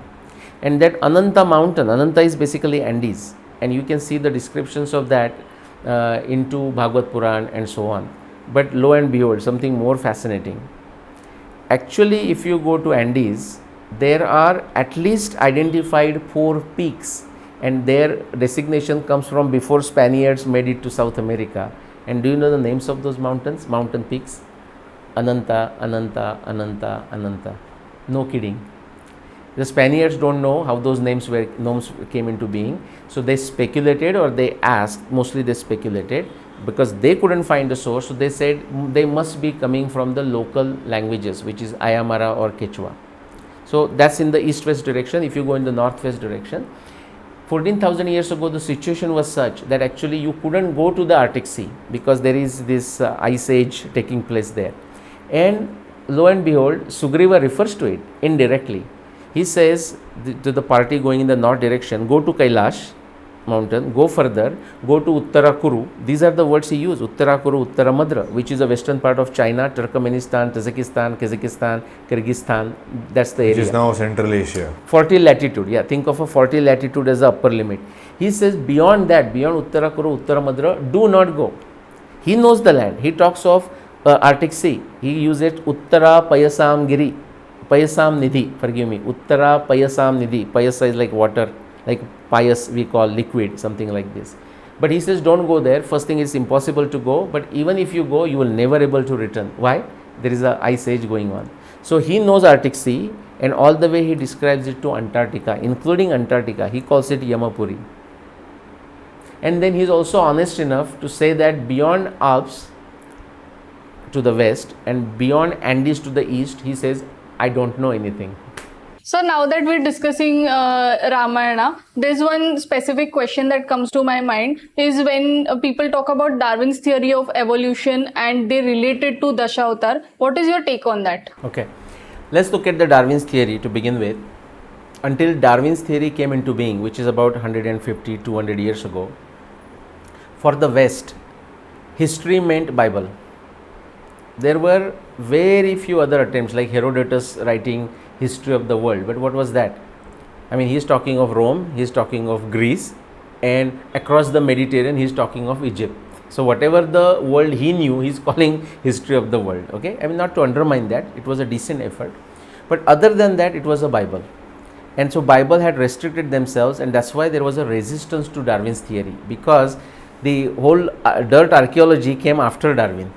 Until then, whatever is said in Bible, you just take it prima facie, and that's the end of history. Now your question is, in our Indian tradition, we have this Dashavatar, and if you look at their descriptions, Matsya, Kurma, Varaha, Nrusimha, Vaman, Parshuram, correct? I didn't miss anyone. Ram, Krishna, and then Buddha, and so on. Okay. Directionally, you do see a wonderful metaphor, at least, right? So first, the life originated in the water, so that's like a fish. Then Kurma is like the amphibian. Okay. Then what is that? Matsya, Kurma, Varaha. Okay, so the mammal, the mammal, right? Nrusimha. Now Nrusimha that's very interesting. I will not digress because I'm not an expert in that area, which is when tigers came into being and when lions were there. So why, for example, Rupa Bhatti, my co-researcher, she has this whole research on why there are no tigers in Rigveda. Okay, very, very interesting, and so lion and tiger balance. So something possibly happened there. That's why the Nara Simha and came something like this. I don't know if we can make a connection with everyone like a Vamana. Now Vamana maybe, what is that? Habilis? Dwarf, and the just like Homo erectus, there is a Homo habilis or some species that is like found. Pygmies are there in Pygmies are already there, and something similar was found very recently, and when I say very recently, maybe last 20 years, in Indonesia, like literally a very fully functional human beings, but they are like a few inches tall or something like this. So some of the stories that we feel actually may be based on a reality. But how do I look at it? Now, some people may say, actually, I have heard, I don't know exactly who, that they say, oh, maybe these descriptions were created in the Puranas after Darwin. I think that can be easily rejected based on Puranas are always updated because they are Smriti Grantha, so they can be updated even today. And so I am sure they were possibly updated 500 years ago, okay, or maybe 100 years ago after Darwin. It's a possibility, I cannot completely deny that. But fortunately, the Bhurja Patra and all those, they have survived, and we know that they exist. Some of the Puranas were updated 1000, 2000, 3000 years ago, 4000 years ago, even 1600 BC, based on astronomy markers. So, since the Dashavatar exists there, this what I am going to say is a speculative, but if at all, I would say Darwin might have found an inspiration from it, but not the other way. Sir, speaking of the evolution theory which we discussed right now, one interesting topic has come to my mind. If we see in the ancient civilizations, be it India or across the world, we have seen there were gigantic structures built like the pyramids in Egypt, even mega structured carved out of single rock like the temples in South India, even the caves in Ellora and Ajanta. And many say that there may be an aspect of alien intelligence involved in this, because in the current modern century something like this has not been built. So connecting this with another theory, it has also been said that there is a kind of disconnect with the Neanderthals, the pecking man and the Homo sapiens sapiens. So it is said that the Homo sapiens sapiens may be an invaded alien species. So what is your take on this theory? Okay. So two aspects. One is like the construction, and sometimes they are doing out of materials that's not true anymore in modern days, say concrete and whatnot. You mentioned different places. Actually, the phenomenon that you described is there all over the world, even underground, like things that have gone underwater now because of sea level rise. But if you go to say Peru, like Sacsayhuaman and many other places, in Bolivia, these are big, giant stone monuments, and they have not, beautiful, and they have not used like a concrete, not to say they have not used the glue. No binding material. No binding material. And you mentioned like something like Ellora caves, right? Well, just and so are those aliens? Like if that's the question, for example, Ellora, I can say maybe, I don't think they are aliens, but suppose they are aliens, definitely they came here, read Mahabharata, Ramayana, and then did it, because you can see all the scenes from Mahabharata and Ramayana that you can match 1:1. The second aspect, so I am not into alien theory, that is to say, am I totally eliminate the possibility of that have ever happening, or no, I am not. But as of now, I will say the alien theory or aliens coming here and fixing this issue, I don't agree with it, simply because I can use Hitchens razor, which is to say a claim made without evidence can be dismissed without evidence. So the onus is not, for example, on me or on you, for that matter, whoever says aliens. The second aspect, that people talk of a gap between sapiens sapiens and with Neanderthals or Denisovian or many other things. Actually, the science of genetics, it has come a long way, and in the near future you are going to see it's going to explode into very sophisticated technology and science. But even with what we have in, let's say, last 35 years, like about mid 80s, that's when it really started busting up. What we know is that more and more research we do in genetics, we find more and more percentage of Neanderthals or other species that we refer to into human beings. So just to explain that gap, I don't think there is a gap, but if somebody perceives that as a gap, I don't think we need to invoke the hypothesis of aliens. That's just my 2 cents. So, sir, initially when we talk about our scriptures, we know that they were not handwritten. They used to be, they used to learn those and pass on from one generation to another. So, when actually they started writing all of this down, is there any evidence that when these scriptures were started being handwritten? And also, I want to ask, are there any changes that have come from the original scriptures to what we read right now? Okay. The second question is actually a big and a loaded one. If there are changes, I'll talk to that also. But the first one is the script. In Rig Veda, there is indirect evidence, and actually frankly direct also, but direct depending on the person's ability or willingness to read between the lines. So I will call it indirect evidence about the script. For example, talking of a vak as in a bhasha or communication, there is a very beautiful metaphor in Rig Veda. Actually, Rig Veda uses very few metaphors. Metaphor of a horse, metaphor of a cow, metaphor of a sun, moon, etc., and a metaphor of a husband wife. Very few things, like, you know. So there the metaphor is used to express or show the presence of a script. It says vak in the sense of this, although somebody can see it, somebody will not understand it. That's how the statement comes. And only that person can understand who knows the secrets of that vak. And giving a metaphor, it gives a metaphor. It says just like a married lady, okay, shows her intimate beauty to only her husband. Just like similarly, the vak only reveals itself to the expert. Now, this is an indirect one. What it is possibly referring to is that suppose we, in front of us, somebody puts us right now a Chinese script, and unless we have a Chinese expert, we don't know how to read it. But some person who knows Chinese comes there and he just does it like simply thing. So this description comes. Now, why do we not see it? That's what people ask. For a long time, the Indians or Indian rishis and sages, they did not trust the ability of a script to retain the vak in the original form. Actually, we can see the evidence of that. So they emphasize in the memory or recitation and in the Guru Shishya Parampara. That's why they did it.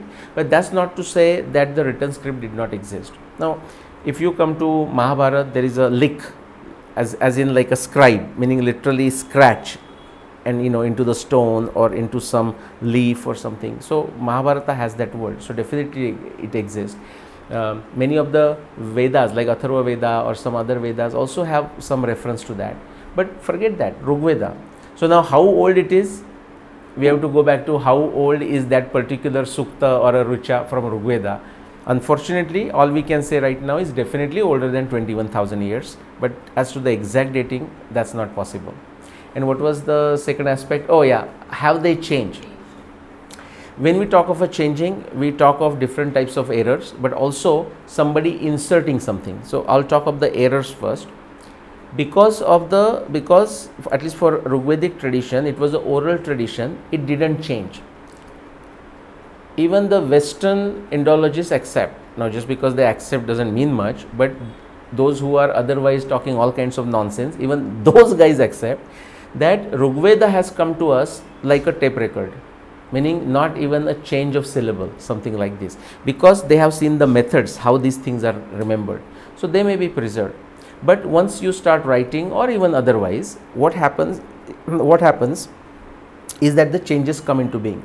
There are translation errors, transposition error, transliteration error, transcription errors, which is to say, person who is copying from previous Burjapatra or something, palm leaves, now he's doing it here. What can happen is, if the person is not an expert and he just blindly copies, he may make a mistake and still not realize it. So that's one kind of thing. Other being, some of the written stuff has kind of erased, like ink evaporating equivalent of that. Then something might be missed, the person will try to make it up. These are the errors. As to the interpolation, there are two ways the interpolations happen. One way is the person intentionally wants to insert something. This may be out of some shraddha, out of some conviction, wrong conviction even, or right conviction, wrong shraddha, right shraddha, ashraddha, insert something as a jugglery or maybe just a shraddha. Then what happens? That gets inserted and becomes interpolated. The second way interpolation happens is many times because the paper or the writing material was scarce, right? So what they did, many times when somebody studying it, making notes, they made the notes into any free space that was available there. And those manuscripts, when they were reproduced, okay, The person who is reproducing them doesn't know whether it is part of the original manuscript in the main manuscript or it's a note. So the person also included it, maybe with some asterisk or something like this, and they become part of the future manuscript, and that's how the interpolations or changes do happen. They are there. So we just spoke about the scriptures which were by-hearted and which were written. These are Shrutis and Smritis, if I'm correct. So can you elaborate more on this so for our viewers' understanding? So at some point what they did is, let's say, call this Shruti. So Shrutis are all the Vedas, okay, and Smriti is everything else, you can say in a broad sense, but especially Purana literature, but everything else besides the Vedas. Now the reason they stopped the Vedas is something happened 7500 years ago. Actually Vyasa recasted the Vedas at that time. That's why you see Shantanu Devapi into Rigveda also, or even the mention of Ram, Vena, Prithu. These are the Ikshvaku kings, and these suktas are there. What to speak? Actually, the transition of a grand river Saraswati in the Vedas to transition to grand Sindhu is also captured in the Nadi Sukta 10.75. So there is a historical aspect to it, but at some point somebody has to decide this is the end of it, and I think Vyasa made that decision. So that's a Shruti. So no addition will be made to those grantha. That's called Shruti, the Vedas. On the other hand, the Smriti is like what is remembered. They are meant to be updated periodically. Okay, so those are Puranas. Okay, and so that's why we see, if you go to Bhavishya Purana, even depending on which version of Bhavishya Purana, you actually see Indira Gandhi and Morarji Desai also. So somebody added those verses, and Chhatrapati Shivaji Maharaj, so, and that, I mean, we smile because, laugh because we have this understanding that Puranas are old or something, but Puranas are meant to be updated.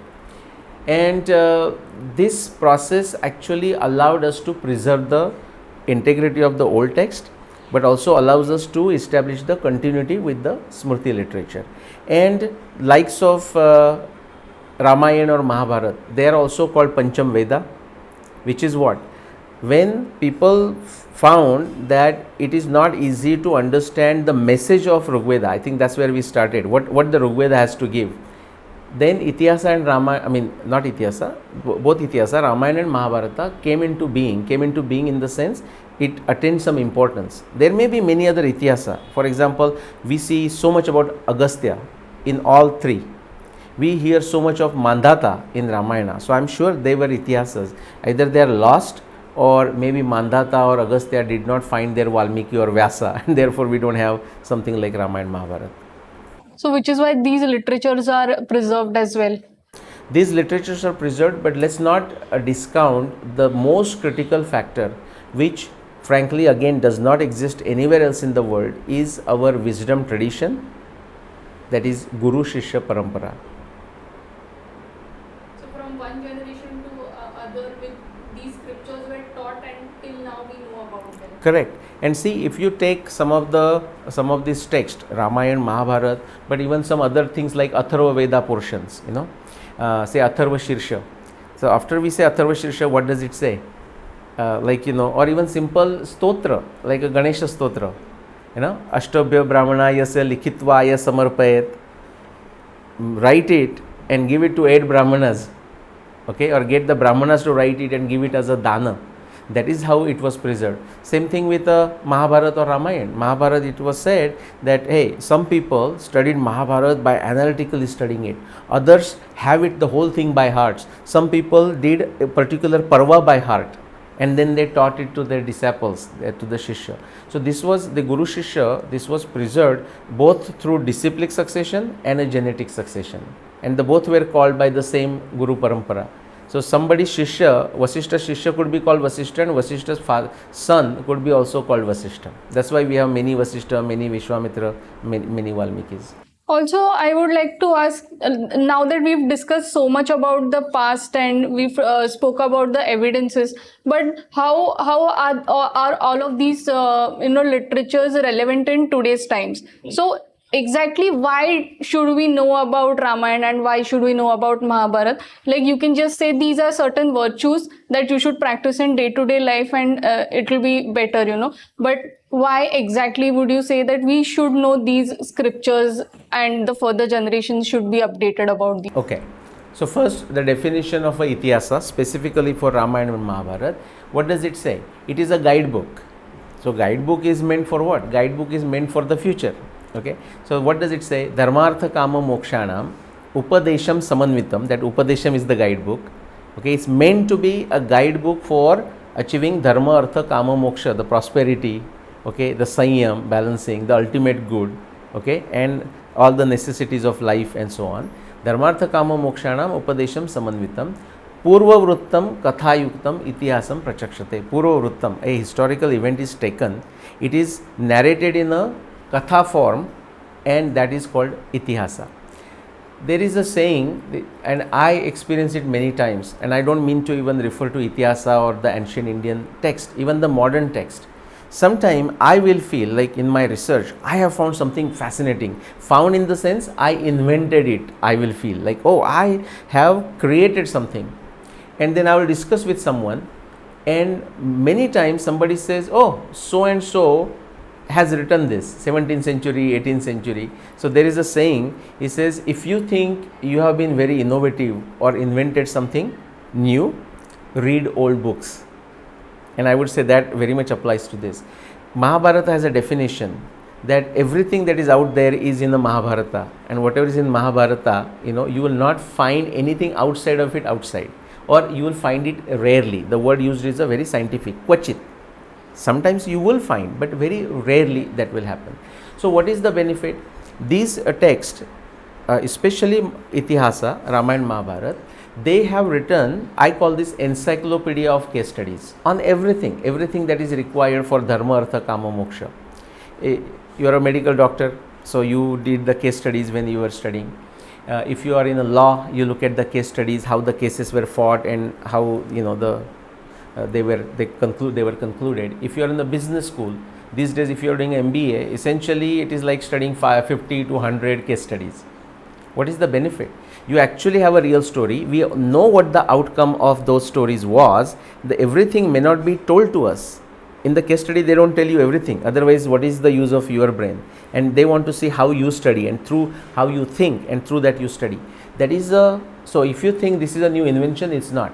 That is the intent of Ramayana and Mahabharata. Precisely for that reason, all the answers that we would like to know are not given in Ramayana and Mahabharata. Therefore, we say, why did Bhishma sat idle when Draupadi Vastrahana was taking place? Or why did somebody not intervene? Okay, and so many questions. Take Kaikeyi. Kaikeyi was actually promised that her son would be put on the throne. The Kaikeyi had almost voluntarily given it away because she was loving Rama so much. But Dashratha had a different plan. So why did Dashratha was not going to follow the plan that he has promised to Kaikeyi? There was no need for Kaikeyi to use the two boons to actually ask for it. It was agreed, and it's there in Valmiki Ramayana. So these are the questions, and we can debate this and write long essays. That is the intention, how we use our logic. So therefore it is a guidebook, and that is the benefit for the future. Now I just said in the social context, but that is true for agriculture, that is true for science, that is true for philosophy, that is true for technology, name it, and basically it is there in some form, because then there may be a reference to a text that Mahabharata uses, because Mahabharata uses to Sankhya Darshan, Mahabharata uses to Anvishiki, Nyaya Darshan. So it gives a clue. So if you want to explore further, go to Nyaya Darshan, go to Sankhya Darshan, and there is a much that is already there in these two Itihasa texts.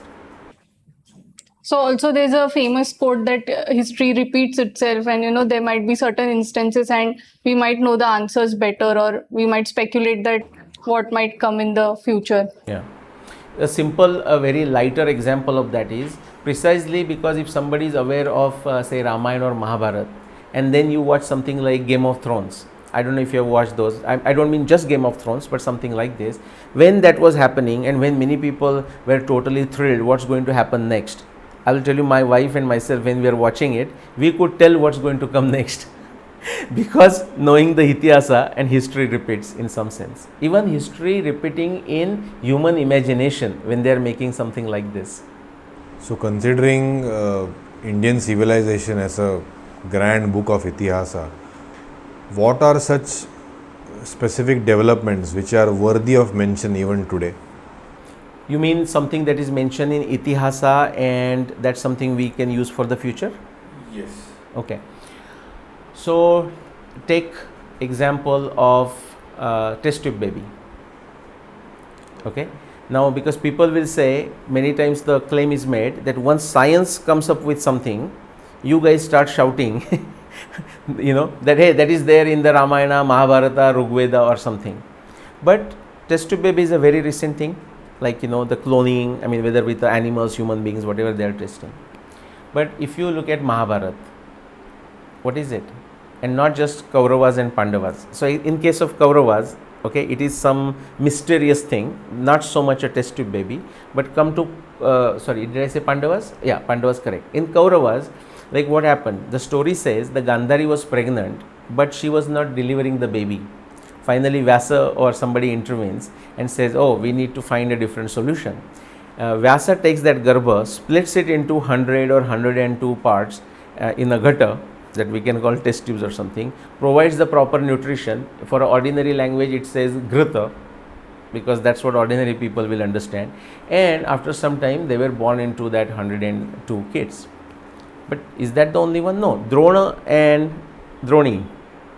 Okay, they are born like that too. That's why Drona, like what we use as another baby.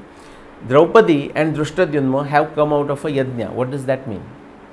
So these provides the clues. Do you know there was used to be a book, I forgot the name of it, but it's like 1,000 leagues under the sea or something. Actually, it was in our study when I was doing my 11th or 12th grade. It was a science fiction book. But based on that, whatever is written there, and that book became famous because everything that was speculated there has come out as a reality, so to say. So maybe that's because of imagination, but that's it. That is the benefit of these books. So based on that, the test tube babies possibly have come. Even the word, have you seen the parthenogenesis? Look at the word parthenogenesis, that refers to that test tube baby kind of thing. But if you go into etymology online and look for the parthenogenesis, she would know the better word if I'm even saying the word right, the test tube baby type of thing. They say it has a unknown origin. But now come back and see the birth of a Partha or what Prutha did. And it says maybe it has a Greek origin, which means maybe means they don't know, but possibly that. But there are many things. For example, Vasishta talks about the Sukshma Drishti. And the Sukshma elements, it may be a coincidence, Sukshma elements 23. And today our chromosomes or whatever are of a 23 kinds. It may be a coincidence, but my point is that there are elements of that kind. And with the time I can give you many examples of that. Sanjivani of a Ramayana. So that becomes a reason for people to think, can we develop something like this which can bring people back to life? So sometimes it starts with a concept, Shastra and Astra. Now India until now did not do much, but Vayavastra, Agnyastra, like people in the West, like say Russia or America, they have taken it damn seriously. Like Russia, especially on the Vayavastra, like we know in the instruments like resonance, right? If the certain string we play and the same frequency with another string, that also goes like this. So so Russians have worked on this. So they worked on certain thing. If we create a certain frequency, can we harm somebody if they have that frequency or match their frequency? So it is useful in many ways like that. So it can be rightly said that Indian civilization was an old laboratory from which many experiments took place, and it has been the developments or the innovations have been scattered all across the world. Very true. You summarized it very well. So now that we're talking about the great Indian civilization and we have known so much about it, or it's still prevalent, the other civilizations like the Roman or the Greek, they faced similar natural calamities or even the foreign invasions happened. So what do you think we have a bit of upper hand over these? I think that goes, the civilization is the answer for the survival of our civilization. Look at the foundation of Indian civilization. You can call it Bharatiya civilization, Sanatana, Hindu Dharma, Hindu civilization. You can give any names, but they mean the same thing. What are the three foundations? You will find they are distinctly different than other lands. And so what was existing in those other lands? Either it was some derived wisdom which was then modified in some fashion. That's what existed.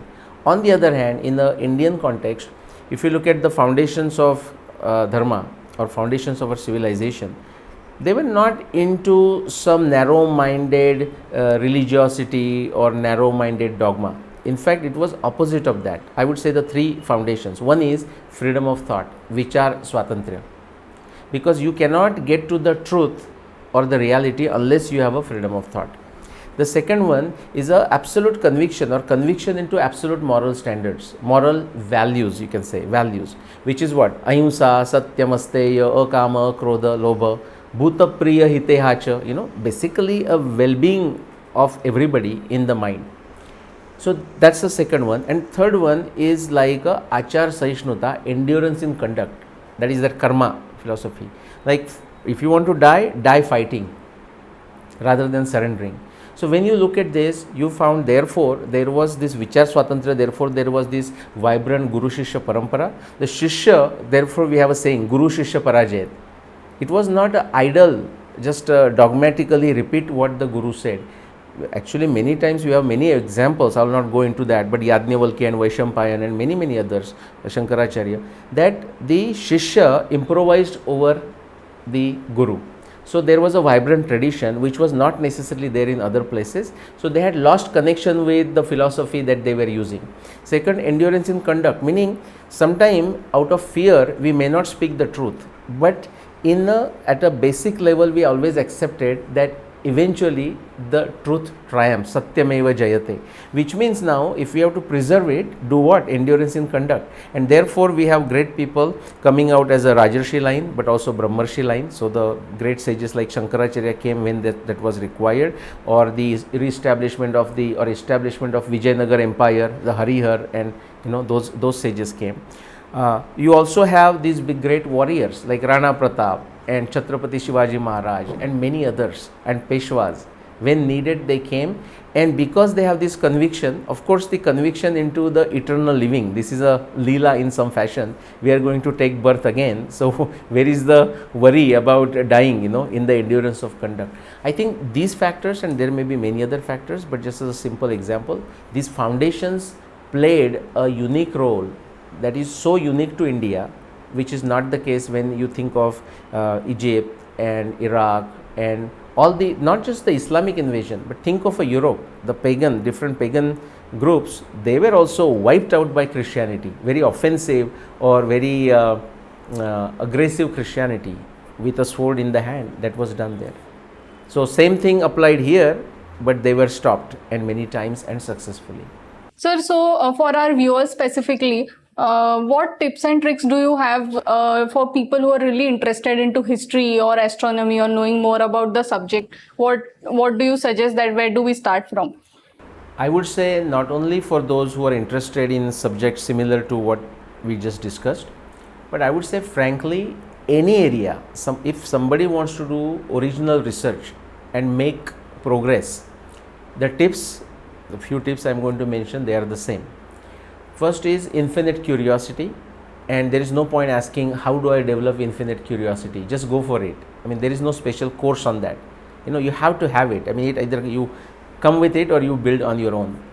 Then the next thing is you have to be a voracious reader, because this happens all the time. There is no point somebody just thinking, oh, let me work on this, let me work on Puranas. It happens too many times, almost the tiring number of times, and then they send me the books and they want me to read, and I don't want to read them. Say Puranas, somebody says I'm going to study Puranas and do something about Puranas.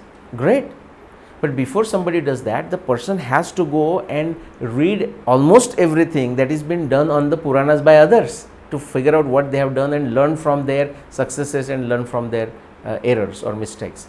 This is almost not done because people want to take a shortcut to maybe a quick popularity. The third one, the myth there is, if you are working in the Indian context, that you have to learn Sanskrit. Well, I would say at some point you will have to learn Sanskrit. That is almost given.